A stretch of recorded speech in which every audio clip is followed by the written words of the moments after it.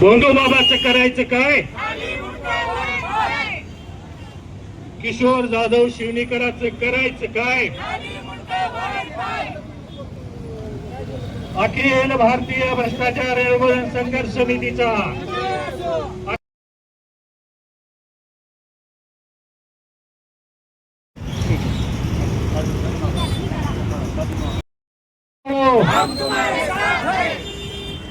भारत माता की या आरोपीचं करायचं काय? या आरोपीचं करायचं काय? लाल लाल पगोट गुलाबी शेला अरे गाणं म्हणा.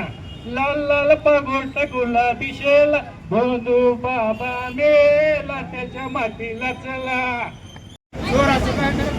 निषेध हा किशोर जाधव शिवणीकर याच्या फोटोला जोड्यानं मारून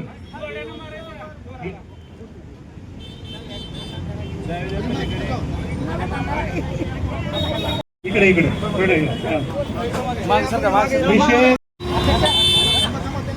आपण सर्वांनी उठून या ठिकाणी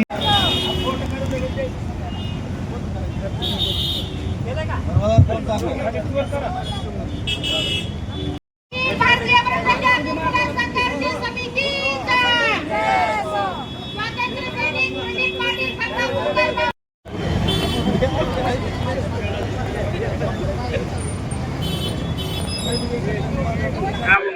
हे आंदोलन 22 फेब्रुवारी ते 2 मार्च खंडापूरला मोठा मेळावा झाला संतांचा आणि त्या मेळाव्यासाठी लाखो लोकांनी फुलाची पाकळी माळा मानायचा मनी समजून प्रचंड मठाधिक्यांनी दान दिलं. साहेब पोटाला चिमटा देऊन प्रत्येकाने मदत केली. त्या मदतीच्या पैशाचा अपहार झालेला आहे. त्यासाठी आमचं असं मत आहे, जसं खंडापूरला हिसाब आहे देशात कसाब आहे, तसं किशोर महाराज जाधव म्हणतात. किशोर महाराजाच्या मागे काय काय दडलंय, काय काय केला, कोण कोण केला, किती जण होते, त्याच्या मुळाशी जाऊन याचा शोध घेतला पाहिजे.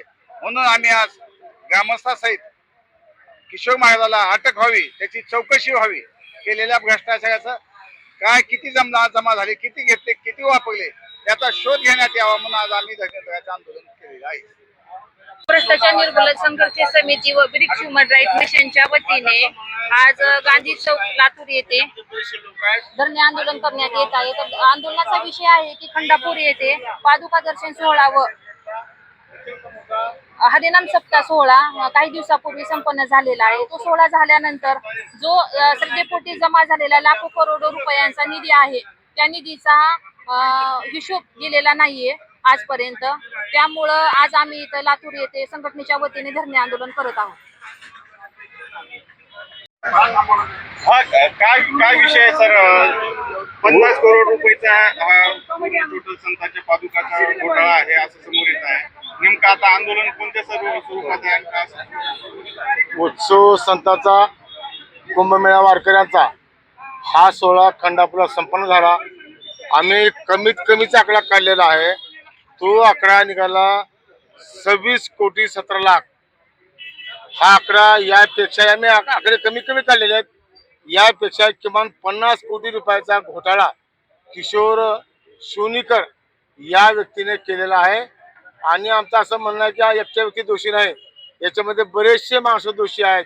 आणि ज्या पावती पुस्तिका छापल्यात, आम्ही आकडा धरला की 1000 प्रत्येकाची पावती, आपण तसा विषय नाही की माझ्या गावातच एकाची पावती 3100ची आहे.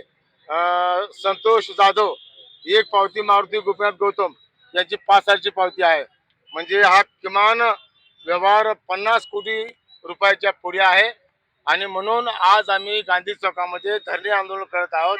येत्या 3 तारखेला मांजरा कारखान्याच्या गेटवर आम्ही प्रचंड आक्रमक अशा पद्धतीचा रस्ता रोको करणार आहोत. आणि यावर जर शासनाने गांभीर्याने लक्ष दिलं नाही तर पुढचे टप्पे काय करायचे ते आम्ही योग्य वेळी आम्ही जाहीर करू. पोलीस स्टेशनमध्ये तुम्ही तक्रार दिली का? आणि दिली तर पोलीस काय आमच्या काही सहकार्याने याबद्दल व्यक्तीच्या तक्रार दिलेली आहे. पण पोलीसवाले तुम्हाला माहिती आहेत ते काही याची दखल घेत नाहीत. आणि दखल घेतली नाही म्हणून आज आम्हाला गांधी चौकामध्ये बसण्याची पाळी आलेली आहे.